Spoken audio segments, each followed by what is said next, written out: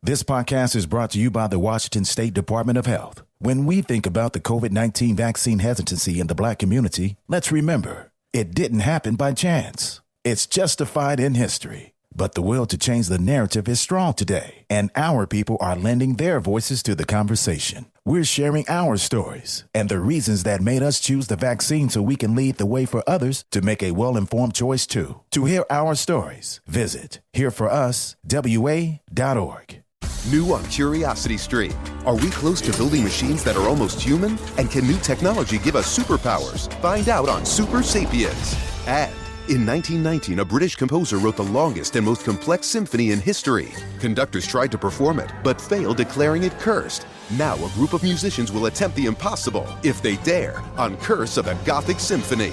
Watch now on Curiosity Stream. Annual plans are $20, just $1.67 a month. Visit curiositystream.com.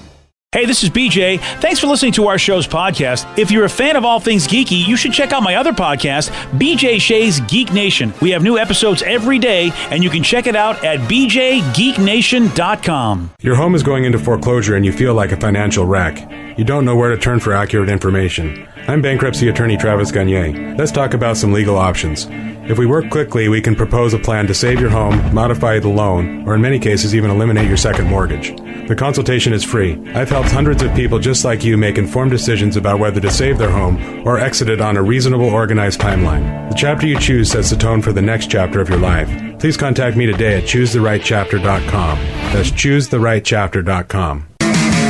99.9 KISW, the Rock of Seattle. We got our loud and local band of the week, and this week, it's Bad Honey.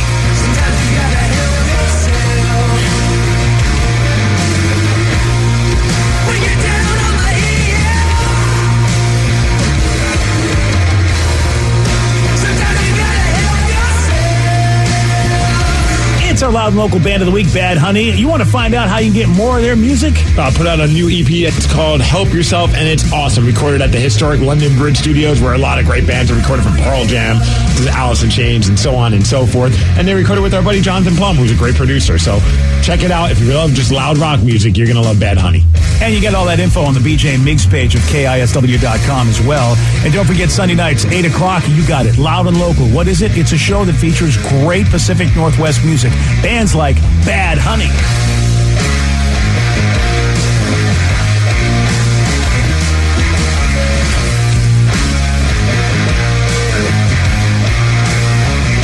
Let's play B Miggs. I will beat anyone that calls in to play the game. He's smarter than you. He'll make you look lame. 60 seconds on the clock. You're going down and I'm gonna rock. It's time to play the game. Yeah. So everybody scream his name. Be Miggs. Don't be a loser. Whoa. Be Miggs. You're a loser. It is time for Beat Miggs, and we've made it. It's Friday. Gotta get down on Friday. Hey, look, Danny's jumping. Yeah, look at that. Jump around. Jump around. Nice. Jump up and get down, Danny. Party. Jump. Hurrah.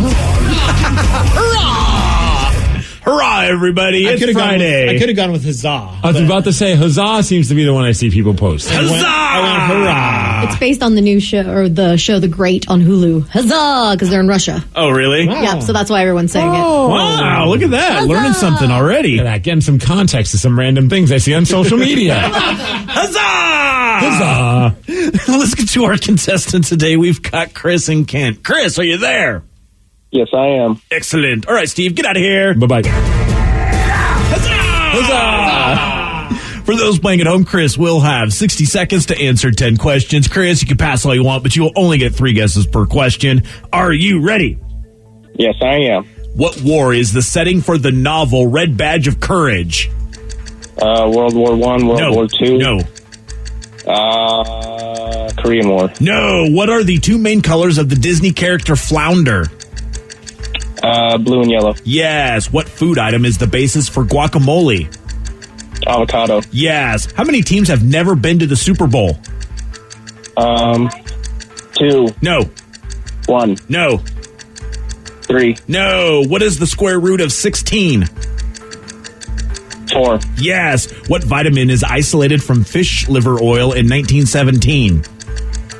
Oh, crap. Is it vitamin A? No. D, E. D, yes. What kind of nut is used to make marzipan? Almond. Yes. In Roman numerals, what number does D represent? 500. Yes. Tom Hanks won his first Oscar for his role in what film? Forrest Gump. No. 1, 2, 3, 4, 5, 6 correct. Was it Philadelphia? Yeah, you got him mixed up there because he won back-to-back. But 6 is still a good score on this one. Yeah, but Steve might get that one. Yeah. That could be the difference maker. It very well could be. And Steve, he broke that bad mojo earlier today. Which means he's probably going to lose on this one, right? Don't do that to me. Yeah. The everlasting pessimist over there is giving you the glass is half empty. I'm not pessimistic at all. I'm optimistic. I'm getting to play a song. Okay, you're optimistic for your side of it. Yeah, buddy. All about the perspective. Yeah. I guess so. Yeah. Yeah, baby. It's the last Blue Friday, by the way. Wah, wah, wah, wah. Steve, are you ready? Go Hogs. What war was the setting for the novel Red Badge of Courage? World War I. No. World War II. No. Civil War. Yes. What are the two main colors of Disney character Flounder? What's that? What are the two main colors of the Disney character Flounder? White and orange? No. Orange and black. No. Orange and blue. No. What food item is the basis for guacamole? Avocado. Yes. For some reason, I thought you said the bassist for guacamole, and I'm like, what band? And who's the bassist? I don't know. Geddy Lee? How many teams have never been to the Super Bowl? 4? Yes. Oh. What is the square root of 16? 4? Yes. What vitamin was isolated from fish liver oil in 1917? B. No. Vitamin D. Yes. What kind of nut is used to make marzipan? Bees. No. Almonds. Yes. In Roman numerals, what number does D represent? D's. No. 500. Wow, yes. Tom Hanks won his first Oscar for his role in what film? Forrest Gump. No. Philadelphia. Yeah. Both y'all got it wrong on that one backwards, but 1, 2, 3, 4, 5, 6, 7. You win 7-6. Oh, sorry, Chris. Wow. Yeah, really. That was a very gracious win. Yeah, that was to you, BJ, not to. Oh, sure it was. Yeah. All right. Chris really thinks that since he was the competitor. I have nothing but respect for anyone willing to play the game. There you go. Okay. Nice try, buddy. I'm sure you're going to be penalized by the league. Taunting. Chris did know the two colors of flounder. He's yellow and blue. Come on. When you said orange and white, at least it was a fish in the Disney World with that was Finding Nemo. Yeah. Mm-hmm. And then you both basically got Philadelphia and Forrest Gump backwards on that because you both guessed it the same way on that. And the deciding factor really was the 4 teams that had never been to the Super Bowl because he didn't get that one and you did. So congratulations on your win. Well, thank you. Yeah, it even shows you just how few, just how bad things are for the Mariners. Because there are 4 teams that didn't make it to the Super Bowl because it's not an easy thing to do. Mariners the only. I mean, them and I think the Nationals. No, it's just the Mariners. Yeah, the Mariners are the only team that have never been to the World Series. It's kind of a special. Team. Hey, that's something to hold our hat on, right? Like something to be like, we are the only. I mean, I don't want to brag about that. That's it's just like silver lining. Remember, Steve? That's true. It's Silver Lining Friday. Wow. Yeah. I mean, granted, they of course they have a short history in comparison to other Major League Baseball teams, but still, man, I mean, I don't know. I guess I would have thought, who do you have thought would have got to the championship game quicker, the Mariners or the Seahawks? Since they both have a similar start time. If we would have asked, obviously now in hindsight, it's easy to say, of course the Seahawks. But back when, things were kind of falling apart towards the end of the Holmgren era and then going, especially when the Mora era started for that one season, I would have said, well, the Seahawks are never winning a Super Bowl at that point.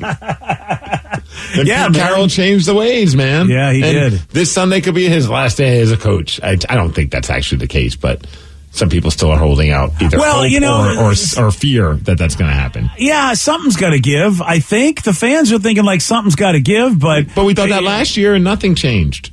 Well, they made the playoffs last year, even though they went out unceremoniously. You thought that all they had to do was make a couple of tweaks, and we would still. Nobody ever thought it would be like this. Now, after this, you got to be like, okay, something's got to give. They tweaked the wrong way. Yeah, they sure did. They're all tweaking, is what they're doing. Man. So we got a movie website that just put together a list of times that actors have made changes to the script in movies and TV shows, which pretty much any Star Wars movie from 4, 5, and 6.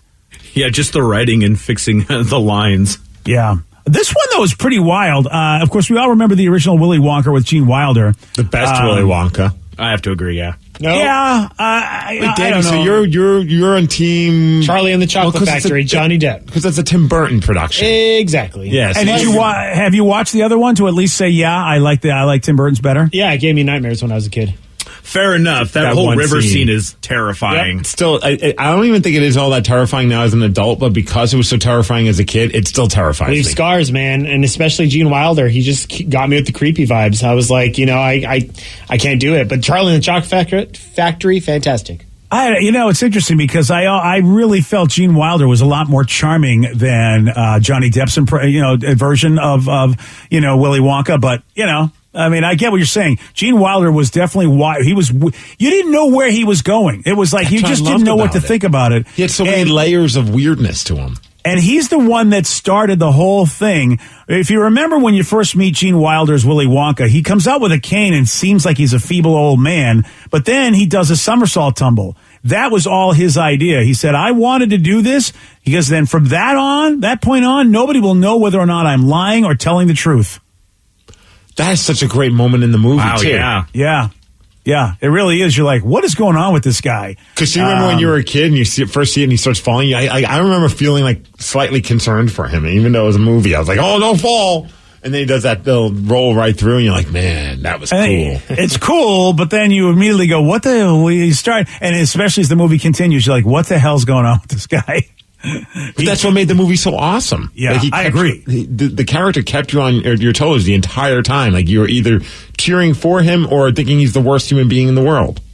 One of the best improvised scenes ever, I think, for any movie, especially one as iconic as Star Wars, is, of course, in what people think is the best Star Wars, and that's Episode 5, Empire Strikes Back. That iconic I love you from Leia and Han saying, I know. Oh, yeah. Han said, Harrison Ford said that was me. I decided to do that, because, I don't think anybody would think that Lucas would ever come up with something so brilliant because he's just not a great dialogue writer. And it was all Harrison's idea. He said, it's beautiful, acceptable, and funny. And it is true. I mean, it's exactly what you would expect Han Solo to say in a moment like that. I mean, it is, and it worked out perfectly. It was so great. Yeah, I don't even remember that part, to be honest. You don't. It was when he was about to be frozen into the carbonite. Oh, thank you. When he's getting lowered down into it. Now I know what you're talking about.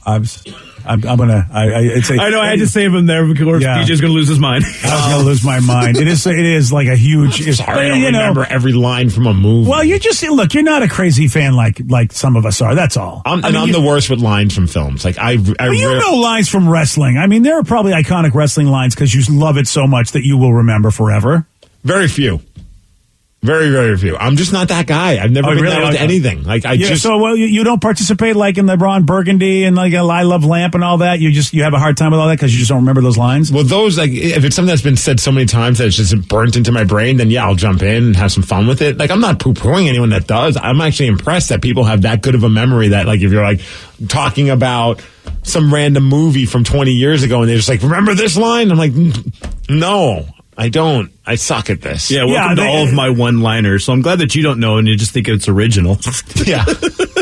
Yeah, that's a good thing for you, Rev. Yeah, if you go obscure, you look like a genius. But it sucks when you're like hanging out with people and they're all like quoting lines and they're just throwing things out, and I'm just like, I don't know what's going on right now. Yeah. Maybe I'll repeat what someone said 4 lines ago, and you guys will forget that he even said it. It's a lovely bonding experience, but I also think you got to read the room, because you're right, Steve. Especially when there are people you go, okay, obviously you don't know what we're talking about, and it sucks to be that guy on the outside going, I have no idea what the hell you're talking about. What did you just say? What are you doing? I mean, I didn't really think you need to read a room about it. It was just a silly story. I just was just like, okay, I don't know what's going on here, but I'm still enjoying what's happening.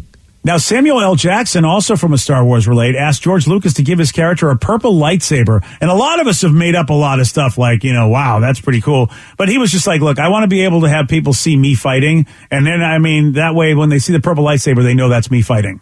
Especially because he knew the battles were pretty frenetic and crazy. And no doubt about it, there was in that Attack of the Clones movie, when they're all fighting in that sort of like, gladiator pit area, there's just lightsabers everywhere. And you can see Samuel because he's got the purple one. Pretty brilliant move on his part. Totally. Yeah, I want to be able to notice who I am throughout the entire, anytime I watch this movie back. I'll have a different color lightsaber. That's badass. Dude, it is very badass because nobody else has ever had that done. I mean, there's red, there's yellow, there's green, there's blue. Well, no one had that kind of clout like Samuel L. Jackson. Truth. And no one's done it since.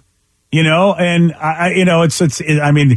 we've all made up a lore of like he might have been the most badass Jedi ever. Even you wonder, was he even better than Yoda? And arguably yes, because he would have won had somebody else not gotten in the way, whereas Yoda couldn't win against the bad guy by himself. So it's arguably said. So good for you, Sammy. So there you go. There's some stuff from movies where you can thank the people for coming up with the ideas. Of course, in Star Wars, Lucas isn't the one coming up with those ideas. It is time for Listeners on the Loose. You pick the topic. You guide the show. 206-421-ROCK. Text us at 77999. Whatever you want to talk about, man. We got your calls. We got your texts at 917 on The Rock. BJ and Migs, mornings on The Rock, 99.9 KISW. 99.9 KISW, The Rock of Seattle. It's Listeners on the Loose. Brought to you by Advanced Hair Restoration. Listeners on the Loose. You pick the topic. You guide the show at 206-421-ROCK. Text us at 77999. Hey, look, man, we know you want to be heard, but make sure you do it in a way that Steve likes it. That's to show some energy, BJ. Be happy. Show some energy and bring it. Otherwise, we're gonging you and then saying goodbye. Goodbye, old friend. 206-421-ROCK. Text us at 77999. I'd like to start this off by wishing a very happy birthday to my wife. Today's her day. Well, how about that? Birthday! It's a big one, too, and it really, really sucks because we can't spend it together. We had plans, and this whole COVID thing is just really, I remember COVID ruined a big anniversary for us, and now it's ruined a big birthday for her. And I mean, ruined. It's just, you don't get to spend like the highlight. You have highlight birthdays like your 30th, your 40th, things like that. Kind of sucks. Well, I mean, there's still the 69th one day. That'll happen, right? Well, for you, yeah. I don't think she really appreciates that birthday as much as you do, but yeah. Maybe. Yeah, maybe when the time comes, she will. Whenever okay. Well, thanks. I appreciate that. My parents are on the phone. They wanted to wish her a happy birthday. Oh, did they? Yeah. Oh, that's awfully nice of them. Happy birthday to you. Happy birthday to you. Happy birthday, dear Steve. BJ's wife. Wow. Happy birthday to you. We love you. Happy birthday. Hugging kisses. I feel like the whole room let us down there, Steve. I got to be honest with you. It was my mom's fault. Yeah. Really? Yeah. It wasn't the Danny, Rev, and Vicky who just weren't paying. BJ's wife. You kind of lagged a little bit, too. I think you forgot. I got it. Okay, well, you know what? I like the deflection there. Okay, yeah, you know what? I didn't do anything wrong. You did. Okay. It's all on you guys. Look, Yeah. I yelled Kathy. Yeah. Well, I forgot her name, so I just went that's really great. This was touching. This makes it even better. You know what? Just the COVID kick in the teeth and the support from everybody. Thank you. This text would lead into a great little chance for you to share a fun story, probably about meeting your wife, because they said if you had to get married where you met your lover, where would it be? For me, it would be at the hot food part of 7-Eleven by my house. That's awesome. How do you even strike a conversation with a girl at the hot food spot of a gas station or a 7-Eleven? You like those wieners? Right. You think that taquito's big? I got something for you. Exactly. Okay, well, you guys... This food isn't the only thing that's hot over here. Right? Oh, see, at least Rev is trying to at least put the focus on her. You like that pizza roll in your mouth?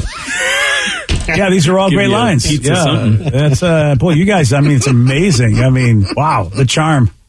All right. Well, how about you? So, where did you meet your wife? It would be at a grocery store. It was at the front end of a grocery store, and she met me at my best at the time because I was running the place. So, but she was with somebody else. So she was with my friend, and they were together. So, but that's where I first met her. Was there.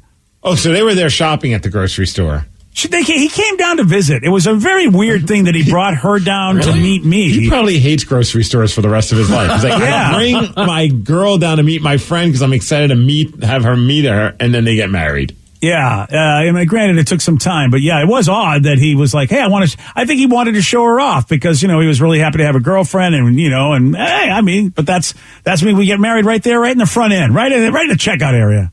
For me, it was what the hell is it? The Red Dog Saloon in Maple Valley.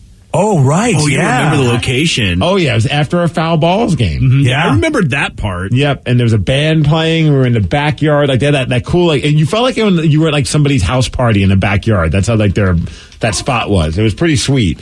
And that's where I met her. How about you, Rev? Where would you get married if it was the first place? If it was the first place that we met, Twitter? You get married on Twitter. Yeah, they do. They do weddings on Twitter. No, actually, the first place would be The Rock, the wood-fired pizza place. That's a great call. That was our first date. Or actually, the first time we actually met was in studio. Yeah, she came to studio. Yeah, it would have been in here. Well, then it would be here. Well, that's the cheapest place to get married. Gosh, yeah, are you right? Damn it, Rev! You have me get my hopes up that we get married at The Rock. I'm trying to get Sarah. That's where we'll have the reception. Boom. Yeah. Okay, fair enough.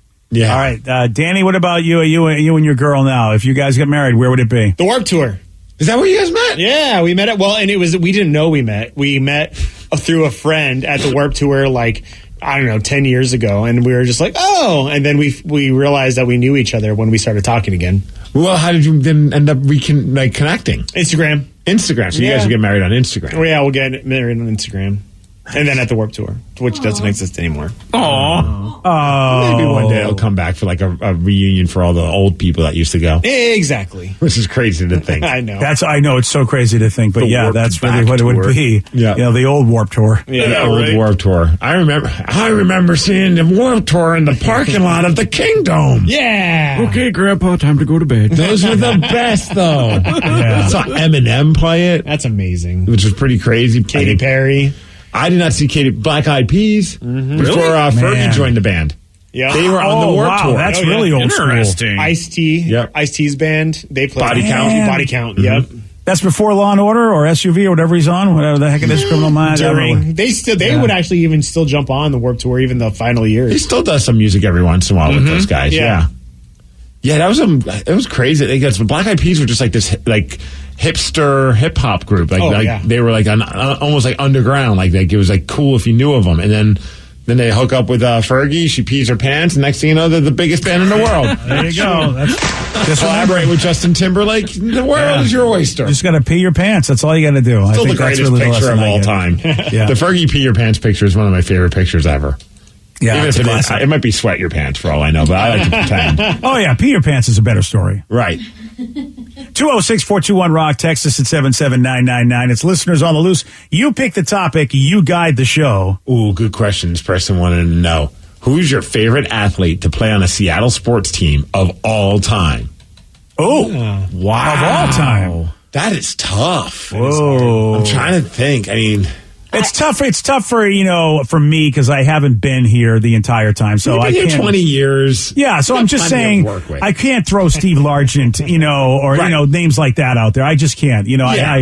So the ones Patrick I'm going to Ewing. pick. There you go. Jerry Patrick Rice. Ewing. Jerry Rice, definitely. Patrick Ewing played for the Sonics for like 20 seconds. Did he really? Yeah, at the end of his career, he played for the Sonics. We get all those guys. We get all of those guys right when you want them. Yep. Adrian Peterson is There's gonna my be- answer. Yeah, Wow. that's mine too. He's the guy. Terrell Owens. Did he play like a preseason game or something like that? I don't even think that. Wow. He wore a jersey once. Yeah. That's all that matters. There we go. Yeah. Oh, I lean towards Felix Hernandez, man. I will forever love Felix Hernandez. He's my favorite Mariner of all time. Can't really, you can't really dispute that. I mean, the guy in his heyday, one of the best, and really the passion sad. he had for the team. I'm super sad he never won a series or a playoff. Got to go to a playoff game. Oh, so sad that he never got to be in a situation like that, man. Oh, you know what it is? Yanni Gord. There you go. Yep. Oh, really? Yeah. Already? Wow. Okay. I love watching that guy play. I don't know. I want to one day, next time we talk to a player on the Kraken, if it's Yanni Gord, that'd be awesome. If not, I just want to know, what does he say that upsets the other teams as much as he does? He's so good at it, man. He'll go in and he skates hard all the time, but he gets into the corner on the boards. He kind of like bumps into the dude. And it's probably going to annoy a guy that you're hitting him, but they're used to that. They're tough dudes. But then he looks at them and he starts smiling and he says something that makes that guy want to punch him in the face. And I got to imagine it's something pretty gnarly. Yeah, see, that's why, you got to give Richard Sherman a nod, because he was able to do that to players too. Yeah. So, I mean, boy, there's a lot of great dudes. Ooh. I mean, I think I know Vicky's. Yeah? All right. I will say it was very hard. There's two of them that I really loved, but I picked one over the other. Edgar Martinez. Yes. Of course. Because you always talk about your dad and you guys love him. Yeah, when I was a kid, we would watch baseball games, or he would have the radio on when he was in the garage, so I would hear it, and we were able to go to a few baseball games when I was a kid, and that was one of my favorite memories. But it was neck and neck between Ken Griffey Jr. and Edgar Martinez. A lot of Ken Griffey Juniors are coming in. Of the course. text line, of course. I mean, and that's the thing, is that when I got here, he was not a Mariner anymore. So that's why I'm not going to say Ken Griffey Jr., because I didn't get to see him as a Mariner fan. Yeah, so you got to see him at the end of his career. Yeah, I know. That was cool. I mean, whatever. That was totally cool. Yeah. That's it's unfortunate, It really, really is unfortunate that I didn't get to see him as a fan, because he is still could be the greatest, player in the PED era who didn't, really do that. And probably the greatest player of that era then, if you ask me. So say what about Jay Buhner? Jay Buhner is one of my favorites. He was fun. Such a cool guy too. And it was a great Seinfeld relate, just because of the fact that, Larry David playing Steinbrenner was so pissed about that trade. So that made it even better. I'm curious for Danny, because he's the newest to Seattle. What, 5 years? 6? Oh, it's got to be a Sounder. It'll be 6 in May. 6. Okay, yeah. Okay, yeah. I knew it was over 5. Okay. Yeah, is it a Sounder? It's got to be a Sounder. Or could it be a Seahawk, BJ? Ooh, if he doesn't go Sounder, I'll be shocked. BJ's right. It is Jordan Morris. Jordan Morris. Yeah. Okay. Wow, and it was because one of those, I came to Seattle forgetting that there was a soccer team here, and then when I got here, even though the Seahawks really endeared me to the city, it was one of those I love soccer and I love watching it, and then hearing that Jordan Morris' whole story, his injuries, being from Seattle, it's just I love Jordan Morris.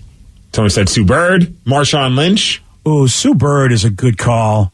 I mean, Sue Bird, I don't know if there's anybody that I can think of in sports that continues to play at the level that she plays at. I mean, is she finally done? Because I don't follow the story that much. I don't know if it was ever, I don't think it's made official. It was a lot of talk like this was it, but yeah, you're right. It hasn't, but it is amazing how competitive that she remains at her age. Breaking news from SportsCenter Twitter. One more year, Sue Bird is coming back for her 19th season in the WNBA. 19! When did that breaking news come out? Today? An hour ago. Wow. Weird. Look at that. Wow, is that trippy? Whoa. And look, She's 41. I'm 41 years old. I mean, that's Tom Brady level right there. When you think about that she still can compete and still go out there playing against people that probably grew up loving her as little kids. She inspired probably a lot of these ladies to even pick up a basketball. Totally, yeah. And so you got that's crazy. Yeah, you got some of these people you're playing against that were, in grade school and, and they're out there kicking, just trying to kick your ass. Yeah, Sue Bird's a good call. I love that it was a couple of days ago. It was National Bird Day, and the Seattle Kraken posted a picture of Sue Bird wearing a Kraken jersey from the home opener when she was there, saying, "Hey, happy National Bird Day." Oh, how do we miss that? That's a good call. Good job on the Kraken's part. Yeah, you're right. That's a good way to celebrate National Bird Day. It's tough to not pick Russell Wilson. That's my second. Yeah, it really is. I mean, there's a lot of great Seahawks. But Russell Wilson was he just? I mean, look, we 2 back-to-back Super Bowls, and that dude was really Big wild. part of it, yeah. He really, really was, because I mean, we had a great defense, but we don't get there if we don't have him as a quarterback. Without some of his miracle moves that happened during those seasons, and his the way he is in the community, the way he is just on the field, and how he prepares, and everything about the dude. Yeah, I feel like if Cam Chancellor played longer, I feel like that would be a guy that would be just like forever loved. I mean, he already is loved by so many people. Yeah, you're right. His intensity and how hard. I still look back on some of those hits he delivered on some players, and you're just like, is that sped up like fast speed? Because he just comes out of nowhere and he just drills people. Now I'm going to tell you, this was a tough one for me, because the one in second place for me, very close to Russell Wilson, is Big Walt. And only because best to ever do it. Yeah, and only because, Russell got to 2 Super Bowls and won one of them, but Big Walt is close too, man. That guy was, like you said, the best to ever do it, and an unsung guy when you think about it, because it's not a flashy position, but, does Sean Alexander or any of the guys that got to benefit of, what Walt did, in the OL, and also just a great guy, great for the area. So it's neck and neck between Russell Wilson and Big Walt for me. I mean, no one brought up, though, actually, Texture did, Charlie Whitehurst. Oh, I forgot about Charlie. Clipboard Jesus, as they used to call him. Yeah, I forgot about, Charlie. You know who actually went up the list? Obviously never really played for the Seahawks, Matt Flynn. Did you see the recent thing that happened with him on Twitter? What's he done? Well, they were talking about something, and he mentioned how he was joking about getting back into the game because the Saints had a 4th-string quarterback playing on a Monday night game a couple weeks ago, and he just wrote, "WTF, I'm going to start training again," on his Twitter page. And somebody tweeted at him, just said, "Remember when Seattle gave you all that money?" And his response was so great. He just wrote, "Hell yes, that was awesome." Yeah, of course. I mean, what are you? Yes, he remembers. He's having a great life because of it. That is the dumbest troll ever. This guy's like all being like salty at him, and he's just like, "Yeah, I really enjoyed that. That was awesome. I got a lot of money and did nothing." Yeah, are you kidding me? Didn't have to take any hits at all. Man. You pick the topic. You guide the show. It is Listeners on the Loose, 206-421-ROCK. Text us at 77999. More of your calls, more of your texts at 938 on The Rock. BJ and Migs, mornings on The Rock, 99.9 KISW. This podcast is brought to you by the Washington State Department of Health. When we think about the COVID-19 vaccine hesitancy in the Black community, let's remember, it didn't happen by chance. It's justified in history. But the will to change the narrative is strong today, and our people are lending their voices to the conversation. We're sharing our stories and the reasons that made us choose the vaccine so we can lead the way for others to make a well-informed choice too. To hear our stories, visit hereforuswa.org. New on Curiosity Stream. Are we close to building machines that are almost human? And can new technology give us superpowers? Find out on Super Sapiens. And in 1919, a British composer wrote the longest and most complex symphony in history. Conductors tried to perform it, but failed, declaring it cursed. Now a group of musicians will attempt the impossible, if they dare, on Curse of a Gothic Symphony. Watch now on Curiosity Stream. Annual plans are $20, just $1.67 a month. Visit curiositystream.com. $20 million, $19 million, $6 million. These are all awards recovered for clients of Phillips Law Firm. To win big, you have to fight big. And Phillips Law has been fighting the too big to fail insurance industry for decades. Not every case will have a multi-million-dollar outcome, but Phillips Law will fight just as hard to recover the outcome you deserve. If you or a loved one has been injured in a car accident or on the job, call or click today at 1-800-JUSTICE or visit justiceforyou.com. Wenatchee is gorgeous in the spring with its lush green rolling hills, abundant wildflowers everywhere, and the views of the Columbia River. The local food scene offers an abundant selection of authentic international cuisines featuring the unique farm-fresh ingredients of the region. Wenatchee is also home to award-winning wines, handcrafted hard ciders, and a talented handful of local brewers producing fine craft beers. Visit Wenatchee, the heart of Washington State. 99.9 KISW, the Rock of Seattle. It's listeners on the loose. You pick the topic. You guide the show. 206-421-ROCK. Text us at 77999. A couple people texted in. Did you guys hear about Sidney Poitier? Is that how it's pronounced? Poitier? Yes, exactly. Yeah. Oh, yeah. He passed away. Great actor. Yeah, I just saw that. May he rest in peace. And, I cannot. You guys are really too young to really know a whole lot about him. A lot of you guys, but I can't name a single one of his movies. Yeah, he did it's just to show you where we were as a society.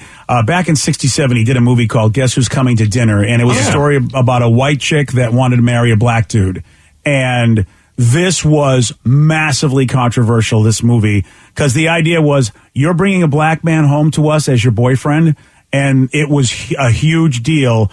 And it's, I was 7 years old at the time, and I remember a lot of people talking about this movie and had a lot to say about it. And you really kind of saw, who your family members were sometimes when they commented on it. But it was powerful. I remember that movie, yeah. Yeah, Sidney Poitier surely did a lot to, to really, basically just, give African Americans a fair shot at being in the movie business and being respected in the movie business, as well as getting people to open their eyes up about human beings and relationships, because it was just nuts. The interracial marriages were, they were massively controversial.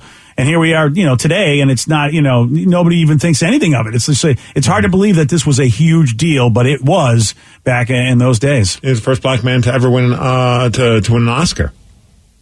That's a cool thing too. To get the respect, and he was a tremendous actor, but of course, not getting the respect that anybody else would get, and there'd be, Caucasian actors that would win that award that were nowhere near as good as him, but that's just how it was. 94. Long life. Yeah. Yeah. Great actor.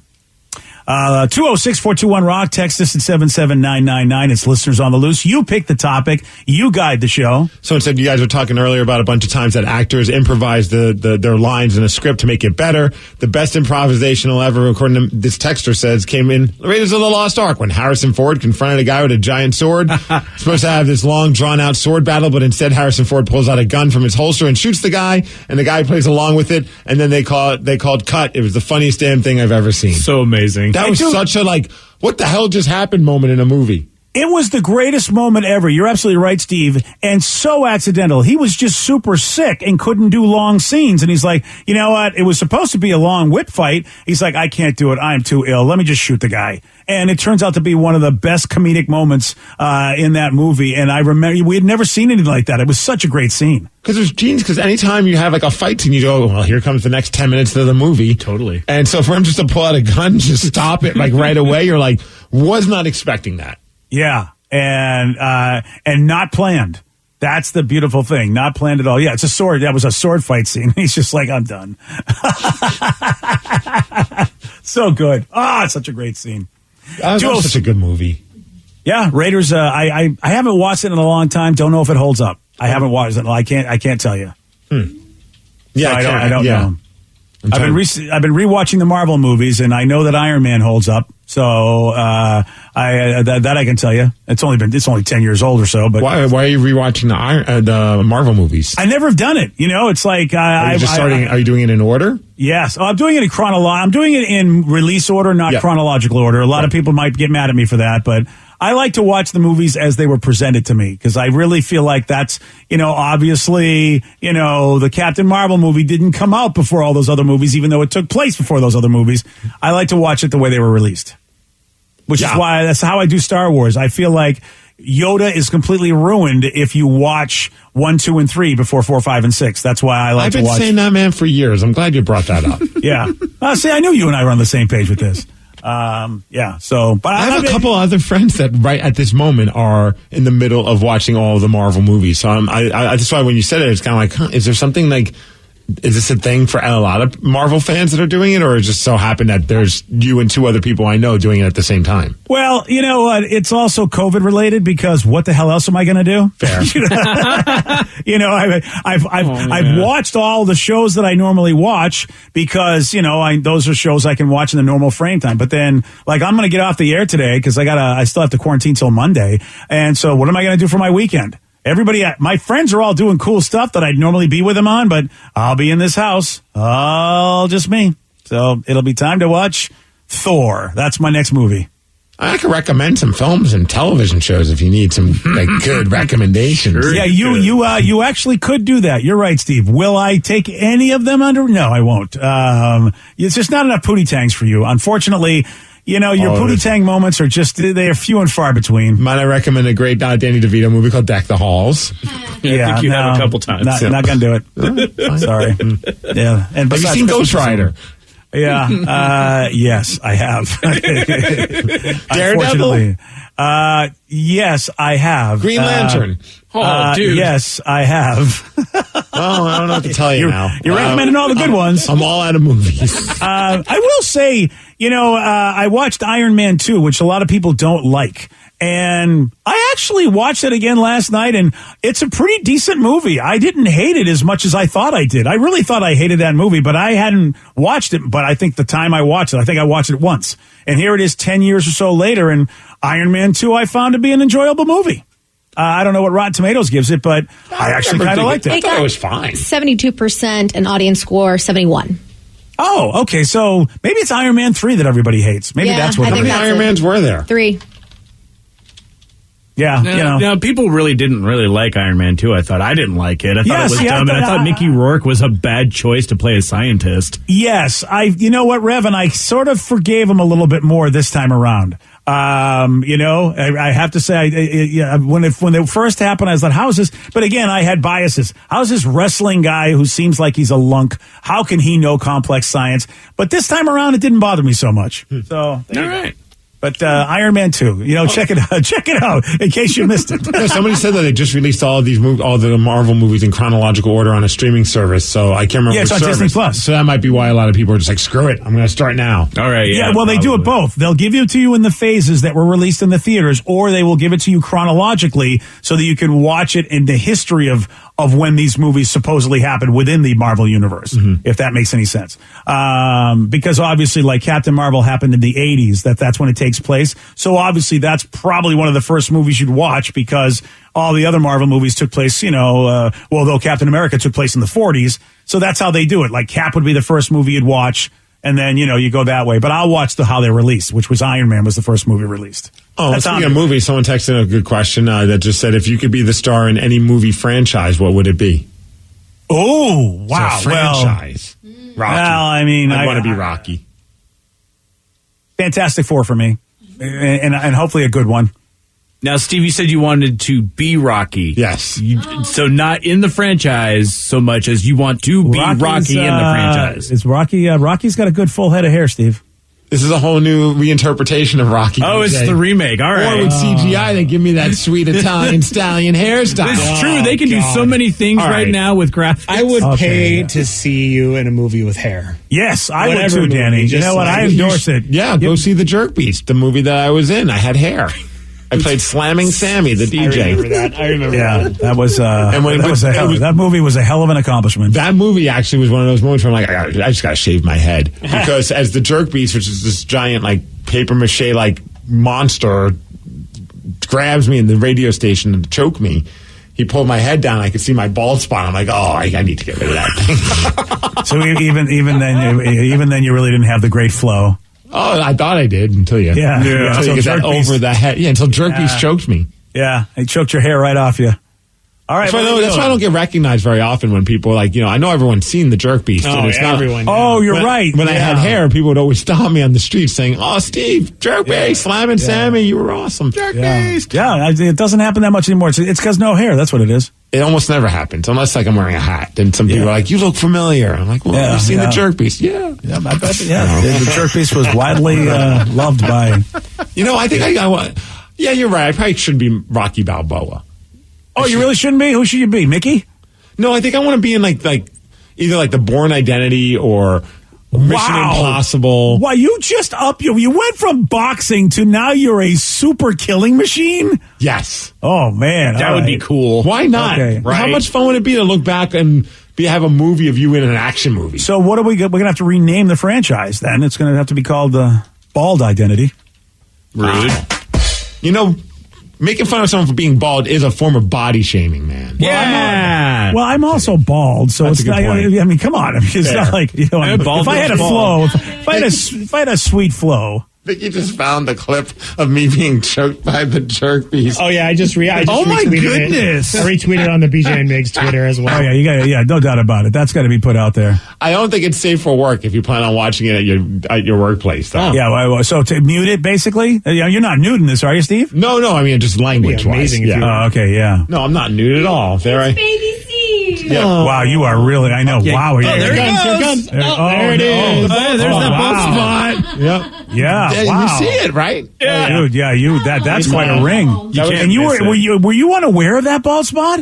No, I was aware of it, but I didn't think it was that noticeable. You know, like we talk about like at Walmart, like when that light hits the bald spot, that's when you see it more. Where they had a light, and when it hit it, it just showed. Yeah, dude, people took pictures of me one time, and it was about 15 years ago when we first started, doing this show together. And I went on, and people took pictures of me when I was in Peru, and my God, I'm like. I kept saying to my wife, I go, how long have I had this bald spot? And she's like, for a long time. I'm like, why doesn't somebody say anything? Well, who's going to say it to you? I feel like my barber should say it to me. That's what I really feel. But then you might stop coming to him. You're right. I mean, it's definitely a tough one. You're absolutely right. But I feel like my barber probably should have said something. So where can we get this jerk beast? It used to be on Netflix. It was on, and I was so pumped. Was it really? Yeah. The movie was on. It's got a weird cult following, which is kind of funny. And it's a super awful but great movie. It's like one of those complete ridiculous films. But I don't know where you can watch it. It's got to be on YouTube, right? If Netflix doesn't have it anymore, people usually upload full movies everywhere. I don't think so. I don't know if it's available anywhere. And I'm sure there's somewhere you can find it if you just do some Google searching. But if not, try and find the public access show to Jerk Beast. It's just as awesome. Okay. Wow, on IMDb it gets a 7.2 out of 10. Really? Yes. Okay, I've never seen it, so I can't comment on it. This is why you guys should start paying attention to my movie suggestions. I am clearly a part of fine art. Wow. Okay, let's not get too crazy. Wow. Okay, I mean, I have it on DVD somewhere. Okay, well then you ought to. Well, that's what you need to do. What? You need to put that on the YouTubes. Oh, then I could get sued. Well, you were in it. I feel like you have a right. They listed me in IMDb. That's funny. They did. Steve's not listed? No, the disrespect is real, man. Oh, that's BS. You dude. can add yourself, just make it a profile. Yeah. Yeah, Vicky, do it for him. He does. You know what? He deserves it. He deserves it. That bald spot deserves recognition. Plus, I'd be afraid that I get busted for putting myself in IMDb. That seems very. There's sad. no busted. Everyone, you can. Yeah, it's kind of a Wikipedia sort of You thing. should be in IMDb, especially if the movie got a 7 out of whatever 10. That's a good movie. That's so sad. And Come on. Spoiler alert! I'm not only just playing a DJ role, but I'm also a security guard. You only see me from the back. We ran out of people for when filming it. So wow, I was an extra as well. Could you see your bald spot there? No, but you see my hiney. Sweet. Okay, I have pants on. Don't worry. Wow, this is all becoming just quite an incentive to see this movie. That's impressive that movie got that high of a score. Yeah. Nice. All right, there's a big question that needs to be answered right now. What do Ryan Castle and Taco Bell have in common? I'm going to tell you at 9:50 on The Rock. BJ and Migs, mornings on The Rock, 99.9 KISW. And now, the Ryan Castle question of the day. What do Ryan Castle and Taco Bell have in common? I'll tell you, I'm about 40% taco if you are what you eat. At least. Yeah. God, I love tacos. Tacos are delicious. So no joke, I probably have tacos at least 3 days a week. Yeah. Really? Yeah, oh yeah. I eat tacos all the time. That is cool. That's living the life. Wow. Are they like little street tacos or big ass tacos? Do you do the street tacos or the big ass tacos? Dude, so there's a bunch of good taco places in my neighborhood, so I kind of spread it out, and I make them at home too. So there's a great taco truck in my neighborhood. Gorditos is in my neighborhood, and they do awesome tacos. They'll also make you a burrito the size of a baby if you want one. Oh, nice. Yeah. Well, Taco Bell is trying to get your business, Ryan. They are testing out a new subscription service. They just launched it nationwide yesterday. It's the Taco Lovers Pass. And like a lot of subscription services, you're going to pay a monthly fee, $10 a month, and you're able to get one free taco every day for this $10 a month. It's a really good deal. And what I love about this is on the list, the Doritos tacos. You can get those as part of the deal. They're brilliant because do they think I'm going to walk in and only do one taco a day? They're really totally. smart. It's got to be a loss leader, right? You're going to go in there and get other stuff. You're going to get a soda. You're going to end up spending money. Yeah, they're brilliant. It's all done through the Taco Bell app. So get your tacos today. If you don't want to do that, how about you get a 12-pack from Ryan Castle next? BJ and Migs play of the day. Bodybuilder Jake Herbert is 26 years old and started his own OnlyFans account several years ago. And he was making about $6,000 per month posing with nude pictures of himself. He then convinced his plumber father to join him and added pictures of both of the men nude together. Now they're pulling in $30,000 a month. What? Steve, you want to be my daddy? Oh, okay. Wow. Sweet. BJ and Migs, mornings on The Rock, 99.9 KISW. Today's podcast was brought to you by Travis Gagne, bankruptcy attorney. He's here right now and has agreed to answer more of your questions about bankruptcy. Here's another question from a listener. I have a mountain of credit card bills and consumer debt. Can I still keep my house if I file bankruptcy? Yes, you almost always can keep your home and your house, your car in a bankruptcy. Depending on what type of bankruptcy you file, would depend on whether or not, for example, you can keep your vehicles if you have payments on them still. You can almost always keep your home if you're current on the payments on your home, even in full bankruptcy. In Chapter 13, you can also keep those items. If you're behind on your house, you could catch your house payments up in a Chapter 13, take off a second mortgage in a Chapter 13. So keeping your primary assets like a home and car is almost always possible in bankruptcy. Thanks, Travis. If you have more questions about bankruptcy, you can reach out to Travis anytime at choosetherightchapter.com. That's choosetherightchapter.com. And thanks for listening. New on Curiosity Stream. Are we close to building machines that are almost human? And can new technology give us superpowers? Find out on Super Sapiens. And in 1919, a British composer wrote the longest and most complex symphony in history. Conductors tried to perform it, but failed, declaring it cursed. Now a group of musicians will attempt the impossible, if they dare, on Curse of a Gothic Symphony. Watch now on Curiosity Stream. Annual plans are $20, just $1.67 a month. Visit curiositystream.com. This podcast is brought to you by the Washington State Department of Health. As we continue to listen, learn, and grow, we are amplifying Black voices and perspectives in an effort to start a new COVID-19 vaccine conversation. We're sharing stories intended to help us navigate this unprecedented time together and to co-create solutions in support of the Black community. Hear these stories at weconsiderwa.org.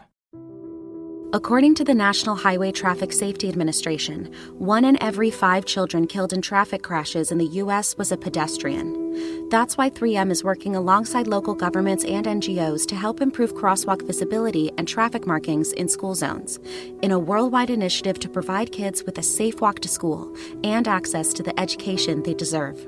To learn more and take action, visit 3m.com/schoolzonesafety.